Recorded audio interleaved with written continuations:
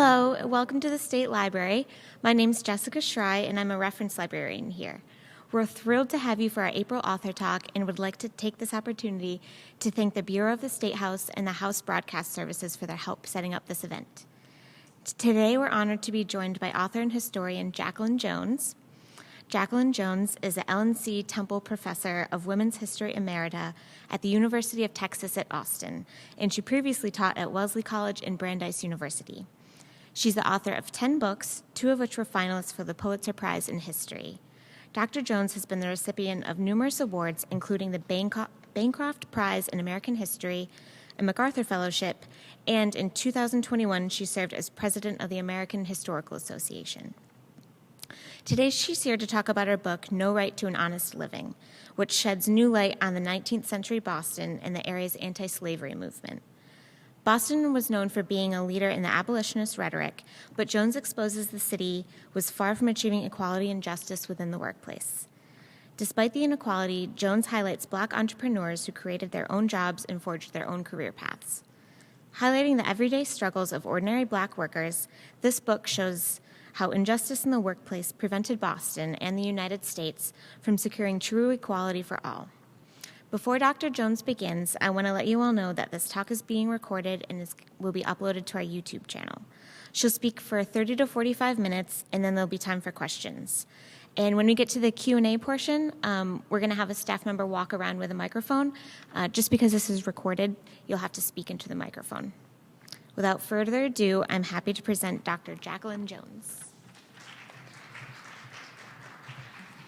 Thank you so much, Jessica, for that introduction, and thanks to Deva, too, for making all the arrangements for my talk today. I'm really so happy to be here in this beautiful space, and it's an honor to talk to you today. So I should begin with the title of the book, which is a quotation from Dr. John S. Rock, who spoke in Boston in March of 1860. Rock was trained, he was originally from New Jersey. He was trained as a dentist and then as a physician. And he was a very well-known public speaker on various literary topics. And he ended his career as an attorney. And not many people know that he was the first Black man to be admitted to the Supreme Court of the United States Bar. In any case, you can see that Rock says that colored men have no right to earn an honest living in Boston in 1860. And I just want to say that over the last few years, there's been a tremendous amount of really wonderful work done on civil rights in New England, including Massachusetts and Boston in the antebellum period.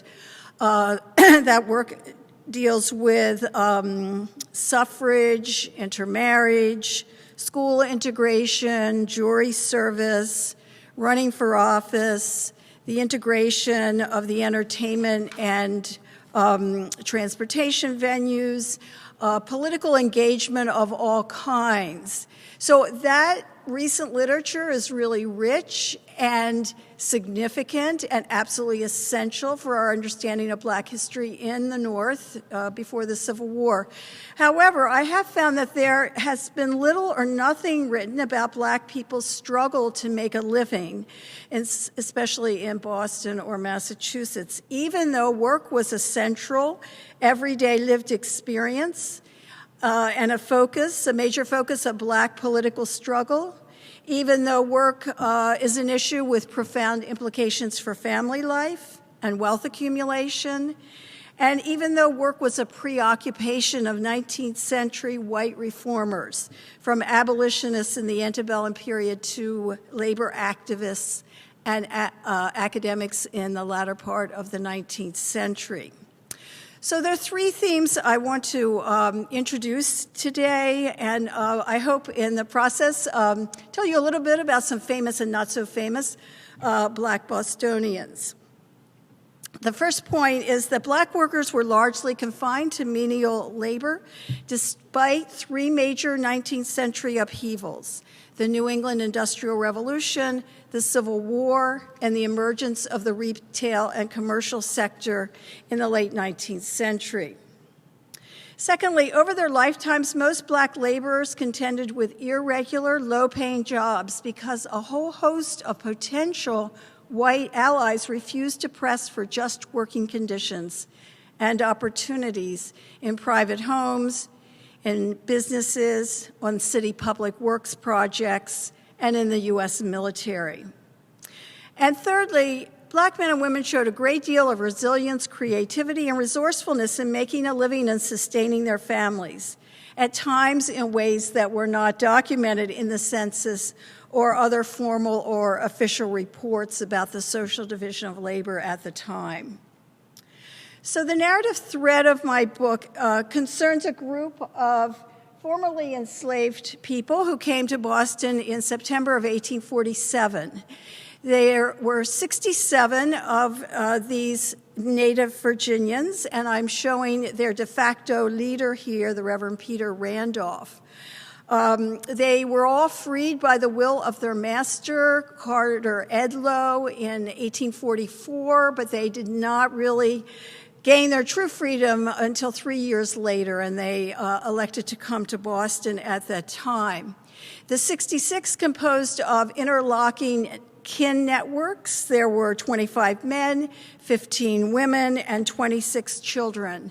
And each person came with $14.96, even though Edloe's will declared that they should each receive $50 upon gaining their freedom. And spoiler alert, Peter Randolph, who came as a blacksmith and later became an ordained Baptist minister, sued for that remainder of the $50 and won in a court case in Virginia in 1855. But the arrival of this group from Virginia, they had worked on a plantation there in Tidewater, Virginia. The group inspired Samuel May Jr., who was an abolitionist and worked with William Lloyd Garrison on his newspaper, The Liberator. May said, this group is not like, the other famous formerly enslaved people we know about. Frederick Douglass, he forged papers and disguised himself as a sailor. Harriet Jacobs hid in her grandmother's attic for 7 years before fleeing north. You'll learn in a few weeks about Ellen and William Craft. She dressed as a gentleman. She was very light-skinned, and her husband posed as her manservant. Henry Box Brown sent himself in a box to the north. So, those very famous fugitives had engaged in really creative, courageous kinds of escapes. And Samuel May and others said, well, this group from the Carter Edloe estate are more like representative formerly enslaved people. And so it'll be an experiment to see if they can provide for themselves and their families, to see if they can work, which is a bit ironic considering these are folks who had literally slaved for white people their whole lives. So just a couple reminders here about Boston during this period. It was a seaport city, and it was a city of immigrants by the late 1840s and 1850s, Irish immigrants in particular. So when we look at the division of labor here in Boston in the antebellum period, we find that most black women were limited to either laundry work or domestic service. We find that most men were limited to hawking things on the street corner. They were tenders, and tender was a common kind of catch-all phrase. Peter Randolph worked as a tender when he came to Boston. That means kind of a messenger, custodian, errand runner, that sort of cleaner, and so forth. A common designation for black men during this time. Porter, servant, these were some of the other categories of black men's work. And most black men, in particular engaged in piecemeal service, piecemeal work, not long-standing or stable jobs. And they had to go from place to place in order to find work for a couple of hours or maybe a day or two. This is called casual labor.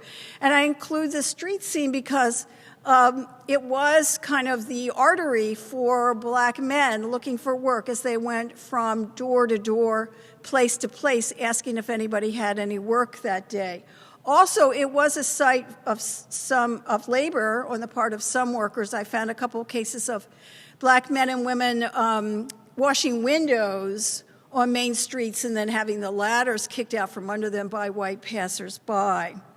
But I learned about this whole process of searching for labor by considering the story of Anthony Burns, who was a freedom seeker from Virginia. He came to Boston in February of 1854, and he made a connection with a worker here in Boston, a black worker named William Jones. And Jones took him from place to place, a dancing master studio, a clothing shop, an ironworks, place to place over a couple of days, just asking for any kind of work for even an hour or two.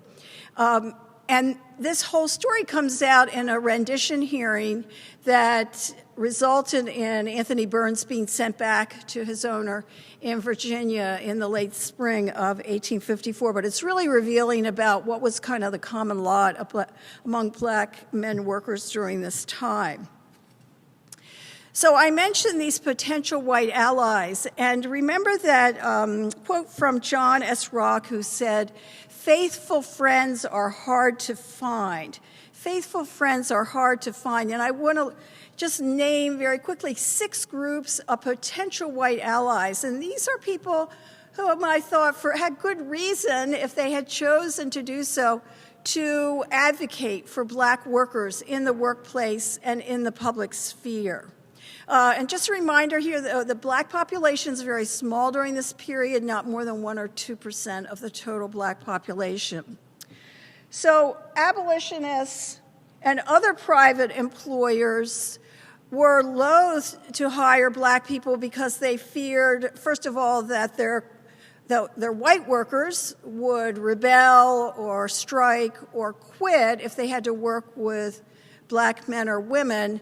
And also there was the fear that in a store setting, white customers wouldn't patronize a store where there were black clerks. So an interesting quote here from Frederick Douglass, who, like John S. Rock, had the stature really to criticize white abolitionists. And I must say that we must give all abolitionists their due. These were courageous men and women, harassed, often physically attacked. They were in a distinct minority in Boston, and they showed tremendous fortitude in advocating for enslaved people in the South. But the point of Rock and Douglass here is that these white abolitionists care more about the suffering enslaved worker in the South than they do about their black neighbors in Boston. White Republicans who presented themselves as relatively egalitarian, and they were relatively, certainly here in the 19th century, but they did not consider black men a real constituency. They were just not numerous enough. And I will say that a lot of black men did vote because they paid their $1.50 poll tax, not because they owned their own homes, but because they owned a little bit of furniture that was personal property that was taxed. Lewis Hayden himself, a fugitive from slavery, born a slave in Kentucky, came to Boston with his wife Harriet and their son. He was the exception that proved the rule because in 1858, when his clothing business failed, he was appointed messenger to the Massachusetts Secretary of State, a position he held for the rest of his life. But in general, white Republicans were not keen on giving even loyal black Republicans those kinds of political jobs. So white workers and their leaders, labor reformers of the 19th century. And I'll get to Jenny Collins in a minute, but I will say that Boston was really a center of labor activism. Iris Stewart, during the Civil War, was a champion for the 8-hour day. Frank Keyes Foster was a Massachusetts native and a leader of the Knights of Labor, and together with Samuel Gompers, the cigar maker, helped form the American Federation of Labor later in the 19th century, or actually in 1886. Jenny Collins was a labor reformer who wrote and spoke on behalf of white women, and her major consideration, her major concern was white women textile workers who worked long, long hours. But in 1871, she wrote a book called Nature's Aristocracy, a plea for the oppressed, where she really lit into white women who employed domestic servants. And she said these women are mean-spirited, they're overly demanding, they're penny-pinching, they're really awful employers, they're horrible to work for. It's a degrading job to be a domestic servant. That whole thread was taken up a couple of years later by Louisa May Alcott of Little Women fame, who wrote a book called Work, a story of experience, where she too said, you know, any self-respecting woman wants to get herself out of domestic service as soon as possible. Well, it's around this time that hundreds of Black refugees from Virginia are migrating to Boston. And they're doing that under the supervision, the sponsorship of the U.S. Freedmen's Bureau, which wanted to really diminish the population of the Virginia Peninsula there and get some of those refugees out. If you can see here, Eliza Meeks has come with her 8 children.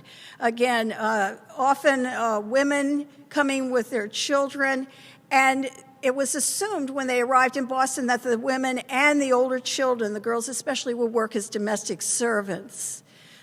So people during the period are talking about white women are fleeing this kind of job, but they'll be replaced by black women. That's what's going to happen. But in any case, labor reformers of all kinds are not really that concerned with the plight of black workers during this period. Neither are city officials. And this is a scene from the time when Back Bay was filled in. And if you can see in the background, way in the background, you can hardly tell, but there's a train coming in, and it's a train coming in from Needham full of gravel and sand that will be dumped here to help fill in this area on the Charles River. And here's some pickers, some very poor people who are going through that sand and gravel to see if there are any cast-off pieces of clothing or furniture or housewares, that kind of thing. But the people who unload the trains and who empty the carts of gravel were paid by the city, and they were exclusively white men. And this was a theme that followed the city through the late 19th or into the early 20th century, that even though some black men were taxpayers, they derived no benefit from public works projects.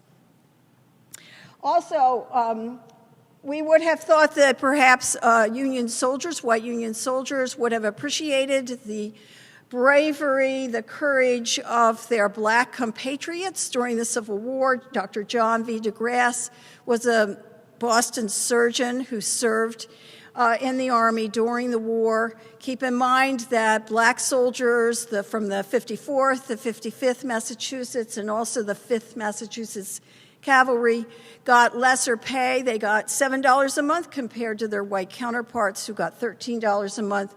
This inequity lasted until late in the Civil War. What we should do here is look at military service as a kind of job, and look at the compensation, the working conditions, and so forth.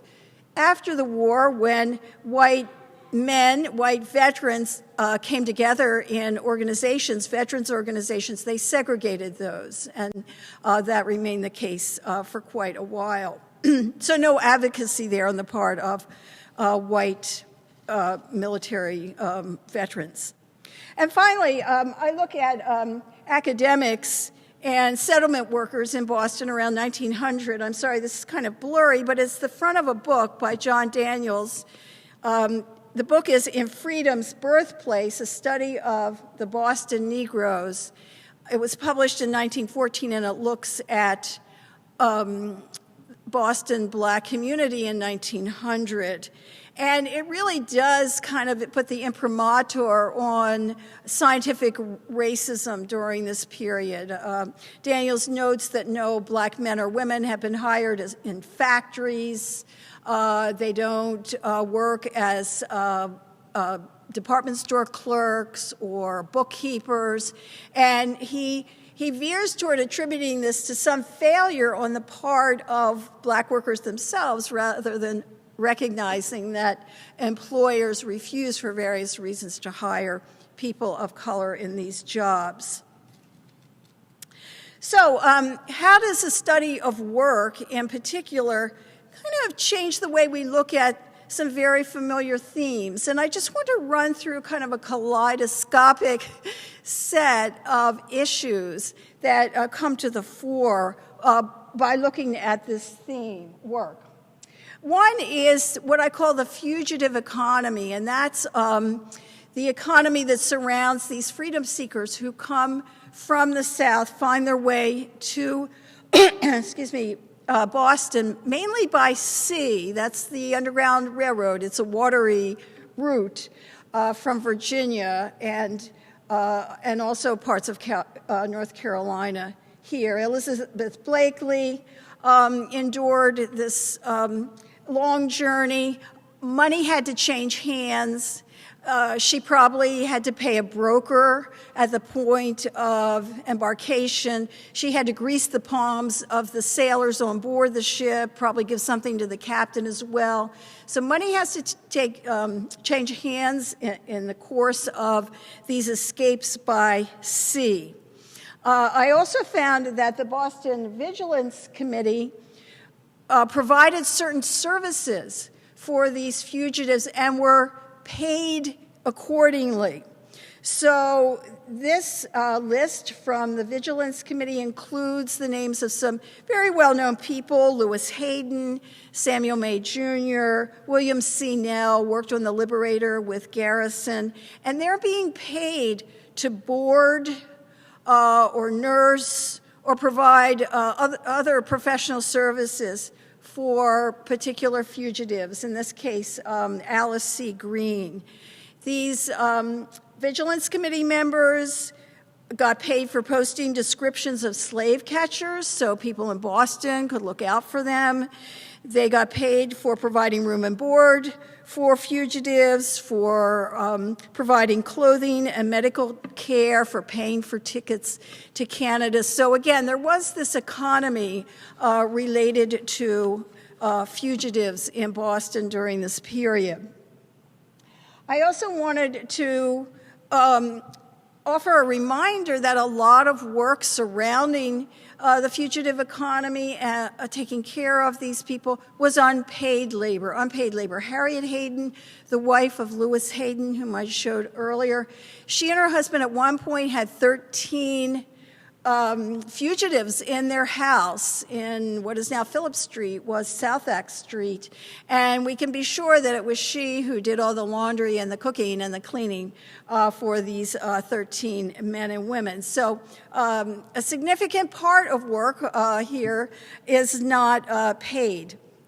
I also have alluded to the priorities of abolitionists and Republicans, and I bring this slide about Frederick Douglass up again, just as a reminder that Douglass broke with William Lloyd Garrison over this issue of work.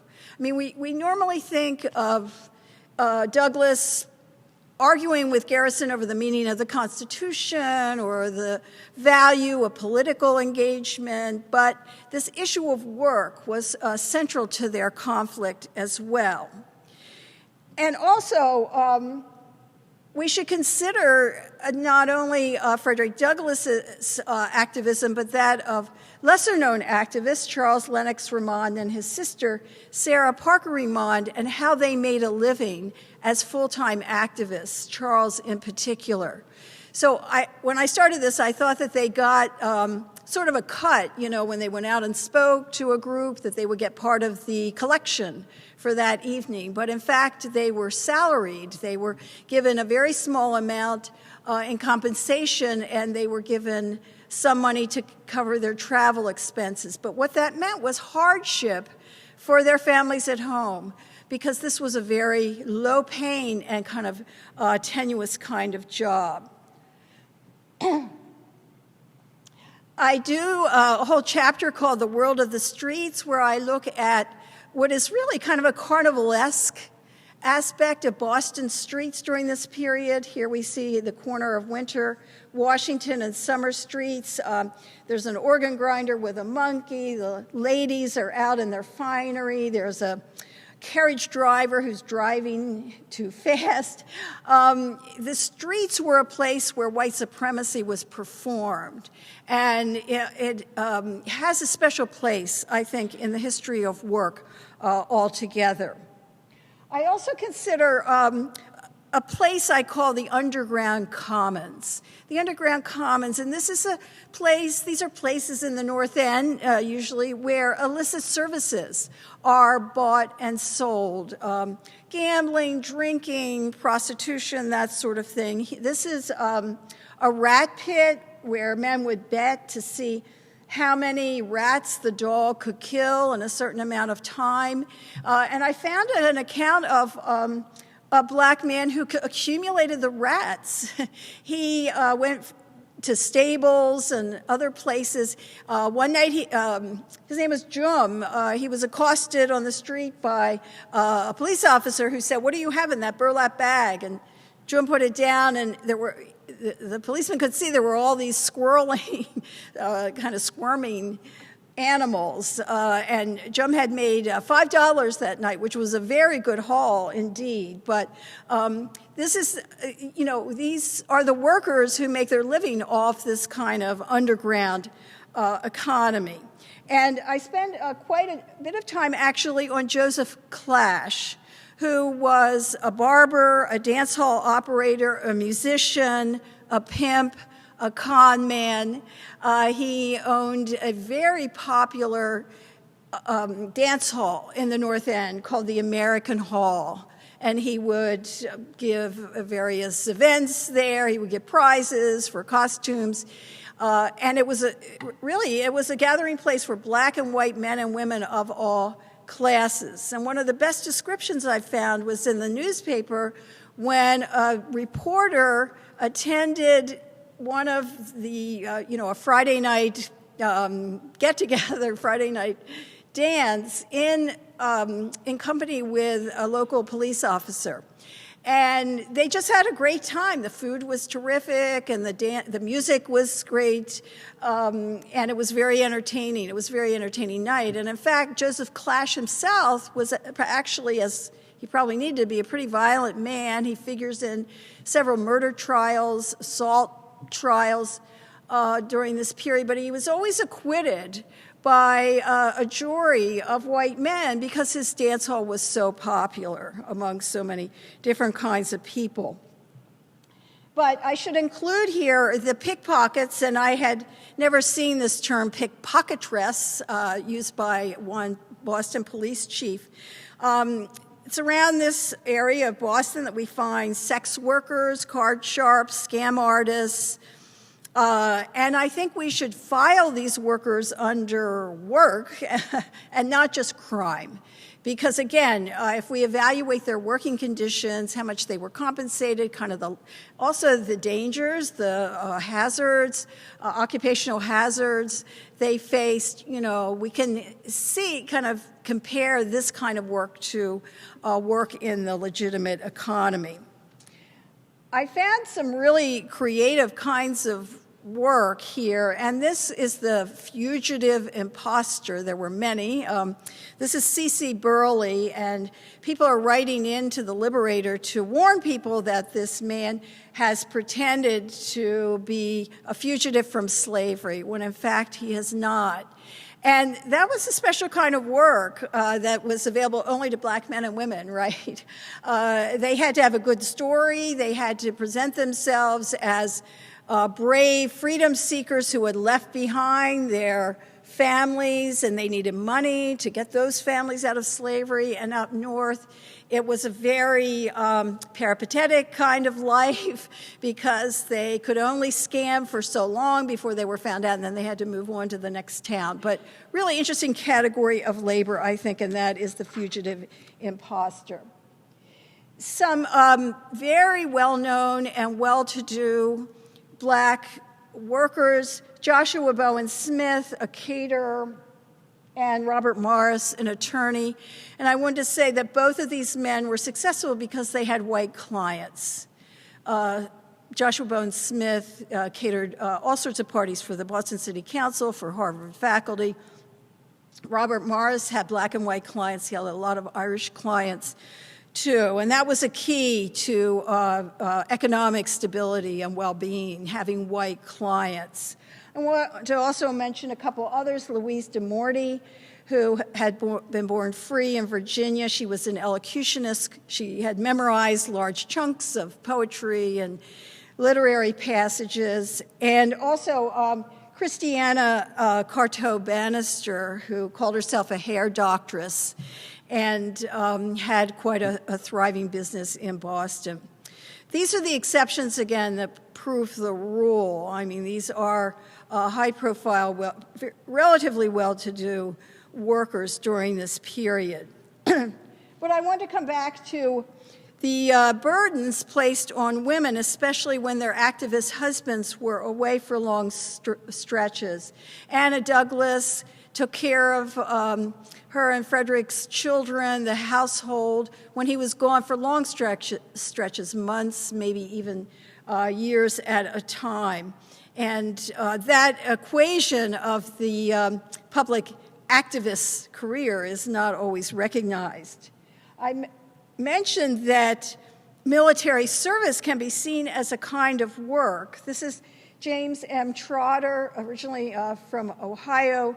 He is the father of William Monroe Trotter here in Boston. Again, look at these soldiers, look at their pay, their working conditions, whether they had an opportunity for promotion, what the workplace culture was like. And you can see that there are echoes of the civilian workplace in Army encampments and also aboard ships where black seamen are working.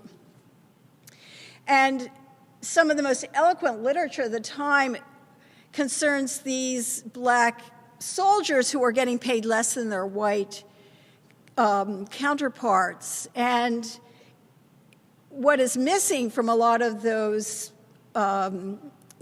treatments is the other side, and that is what's happening in Boston to the wives and children of these men who are suffering greatly because they're not getting pay during this time. And these men, by the way, do stand on principle and do not accept pay until they're paid equally in July of 1864.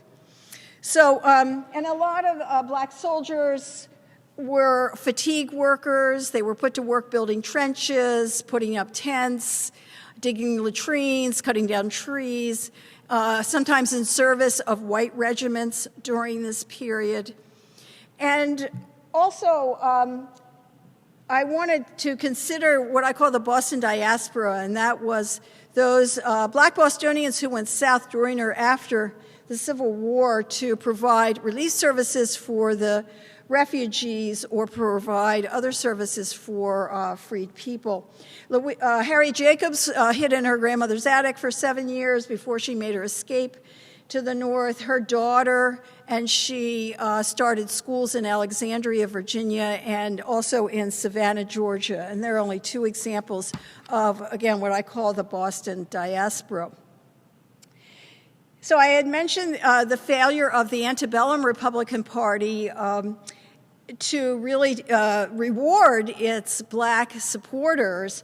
George L. Ruffin was the first black graduate of Harvard Law School. He was the first black judge in Massachusetts. He was a very distinguished person, and he did get a couple of political jobs because he was such a loyal Republican. However, he didn't get the promotions within those jobs that white men got, and that was a source of great disgust and humiliation for him. So also, looking at leaders of various kinds, I do look very closely at ministers, and I found that their income usually was not commensurate with their prestige. And to give you an example, Reverend Leonard A. Grimes was the pastor of 12th Baptist Church, often known as the Fugitive Church. He was an activist in his own right, a leader in the community, very well known, very well respected, and yet he and his family struggled. Here's his wife, Octavia. They struggled because the congregation was so poor. And that was the case for Peter Randolph from the original group from the Edlow Plantation. He moved from congregation to congregation in Boston, in Canada, in Virginia, looking for a congregation that could pay him a living wage, and he really did not find one until he moved back to Boston after the Civil War and got a position in the South End and started a church called Ebenezer, but it was really hard going, and eventually he had to give up that as well and become a traveling activist for temperance causes. So again, income was not necessarily pegged to prestige, and the preachers are a good case of that. Along with the fugitive imposters, other kinds of interesting workers, I found Deacon Cyrus Foster, who was born in 1785 in Chelmsford, was variously a servant, a valet, but also an entertainer, a musician, and an impresario. He gave an annual concert in Boston. And this was a place where whites attended because they made fun of him and his way of talking. But I think he had the last laugh because he was able to make quite a good living from offering these annual concerts where the whites thought he was playing a fool, but I think they were probably the fools for paying so much money to hear him and see him. Before each concert, the day before, he would march a group of black workers with their brooms and their buckets through the center of town in order to get an announcement in the paper that the concert was the next day. So very savvy there in terms of promoting this concert. And then I will just say, too, that one thing we have to consider is the way that these impoverished households kept things together, made it through the days and months and years. We do find that many older children remain in their parents' households to help support the parents, even after those older children have married. We find households taking in boarders, people who have come from the South, of fugitives and free people of color. We find people relying on their churches, on charitable groups, on fraternal orders to help with medical expenses, burial expenses, that kind of thing. So I just wanted to wrap up and say a couple of things. First of all, that, again, the racial division of labor in Boston in 1900 was essentially what it had been. In 1900, it was essentially what it had been in 1840. And John Daniels, in his book, provides various categories of black workers in 1900, and 81% of them can be classified as unskilled or menial. Missing from this group is any mention of any substantial numbers of men in the skilled trades, in factory work, in white-collar work such as bookkeeping, or in teaching or the other professions. And women were mostly laundresses and servants. So I thought I would include this quotation because it really struck me at the time. And this is from Charles L. Woodworth, who was a congregational minister, lived in Boston during the war. He had actually been a minister in Amherst, and then served as a chaplain in the Union Army and moved to Boston to work for the American Missionary Association after the war. He is a white man. And in a sermon in 1867, he reminded his listeners about what white people owed enslaved people in the South. He said, you know, the prosperity of the North, of Boston and its hinterland, that prosperity has rested on the shoulders of enslaved people growing cotton. And what do we owe to them? And especially, what do we owe to the soldiers, the black soldiers and seamen who helped preserve the Union? Disguise it as we may, we have grown rich by robbing the poor and mighty by taking the energies of the weak. And it's a really eloquent explication of the larger antebellum economy and how it rested, again, on the shoulders of enslaved men, women, and children. So just in conclusion, I hope you'll agree with me that a study of the ways of making a living is a particularly rich topic for historical research, covering virtually every aspect of Black family and community life in Boston during this period. The Civil War was a traumatic event, but it did not affect the racial division of labor in Boston. The separate, low-wage division of labor was not a natural historical process, but the product of decisions among many groups of ordinary white men and women, in concert with employers, clergy, and political leaders. But in spite of barriers to economic justice, Black men and women showed resilience and resourcefulness in creating their own jobs and pooling their own resources as members of extended kin groups, churches, and mutual aid societies. I think we should remember and honor their struggles not only as freedom fighters, but as workers as well. Thank you.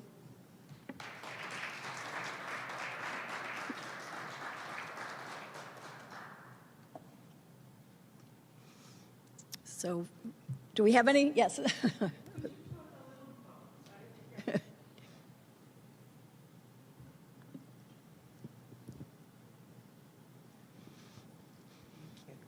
Could you talk a bit more about the role of work in the split between Garrison and Douglass?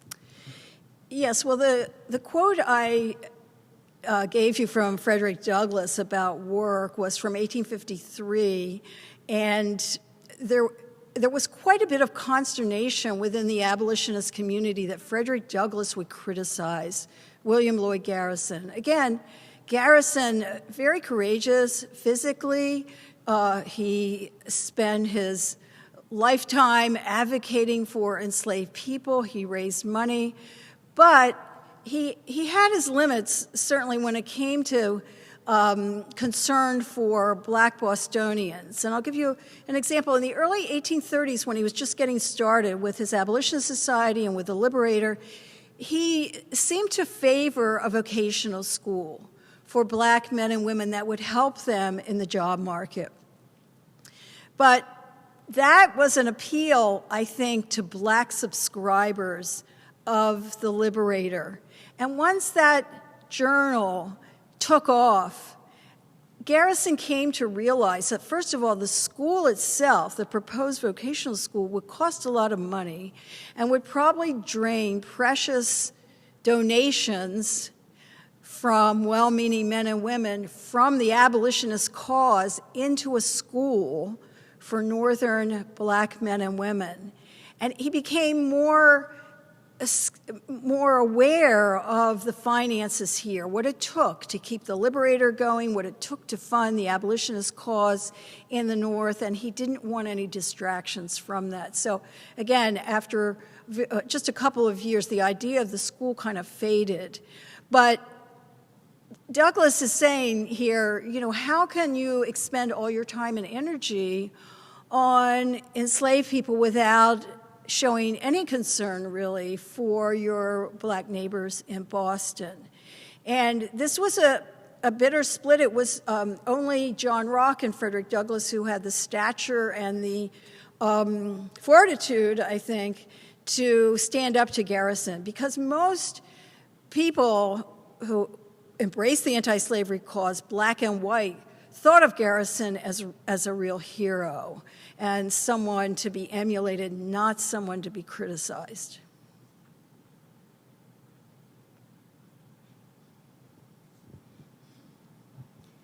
I was surprised in reading your book about the financial assistance that Bostonians, I guess it was more the businessmen, sent down to Savannah, Georgia after the war.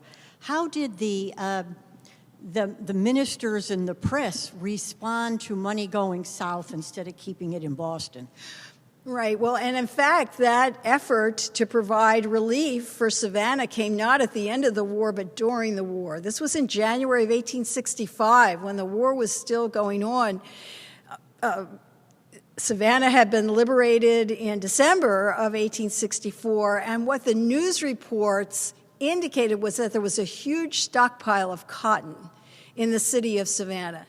And you can see these folks from Lowell and Lawrence are really perking up. You know, who's going to get all that stockpiled cotton? Well, maybe we should appeal to our, misguided brethren in Savannah. So there's a tremendous fundraising effort, and people donate their ships to take all the food and the supplies south and so forth. New York actually ended up getting most of the cotton, so it didn't work. But yes, I mean, there was some concern generally that relief efforts that went to the South would kind of drain Boston's charitable coffers. And that not only in terms of this aid sent to Savannah, but also setting up schools in the South for freed people and so forth. So yes, that was a concern. I will say the concern only lasted a couple of years because much of that money flowing south really stopped after a couple of years. And what we can find, again, I think it's really fascinating, the large numbers of black refugees who came by ship to Boston beginning in 1867 through 1866 through 67.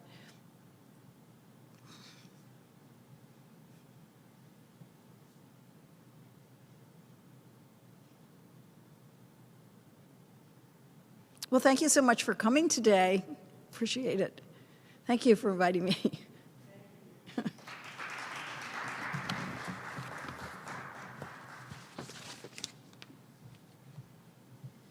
So to close out our talk today, I'd just like to say a huge thank you to Dr. Jones for coming and speaking with us. Thank you all for coming, and we hope you'll join us for our next talk on April 25th. There's a schedule of events on your way out. And thank you once again to Dr. Jones.